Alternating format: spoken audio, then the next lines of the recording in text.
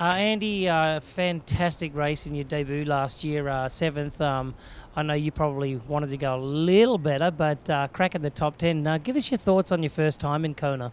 My first go here last year was just a fantastic experience.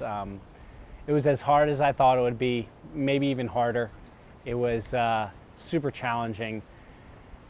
It wasn't like I didn't respect any of the Ironman athletes before I had completed one, but there was that element of the unknown that I just didn't know what it took to get to the finish line and to become an Ironman. And now I know, and I have a ton of respect for not only my compatriots and professionals, but almost even more respect now for the age group athletes who maybe make a few more sacrifices along the way to get to the finish line. So I feel like I know a little bit more of what it takes to become an Ironman now after having done one, and hopefully I've used those lessons, made the right changes, because I've certainly made changes, but it's a matter of making the right ones for a positive effect. And hopefully that'll mean that I got a better performance. And if I can improve on last year, that'd be awesome.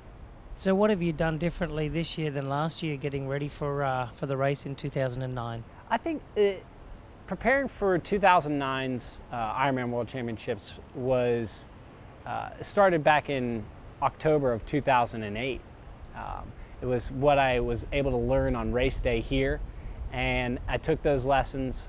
I've maybe added a few miles on the bike, and it's a cumulative effect. So it wasn't just, oh, let's go home and just start hammering out long days. It was, let's put in a few more hours per week, maybe 8 to 10 more hours per month, and let that strength build up and allow you to get stronger on the bike.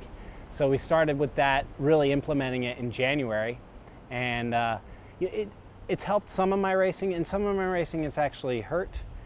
You have to dig a little bit more on race day for some of the shorter stuff, knowing that it's just gonna hurt a little bit more, and you can't necessarily go as fast as you want. You see somebody move and you want to react, and you just can't, and it's frustrating, but you know that you're putting in solid work. And I've definitely ridden more than 70 miles in a shot this year a couple of times, and my longest run is certainly not a half marathon anymore. So how do you switch gears from Olympic distance racing to Ironman racing all in the same year? I think it's still about racing, and there are three things that I look at when I race. Is one, it's a race within myself.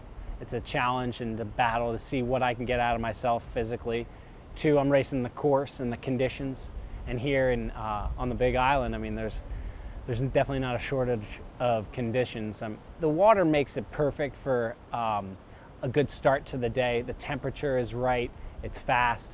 The undercurrents make the swim a little bit maybe slower than some of the other Ironmans out there, but the wind on the bike play a definite factor, and the heat. I remember last year I didn't wear suntan lotion at all on the bike, and I had bubbles on my skin, on my forearms, just on the top.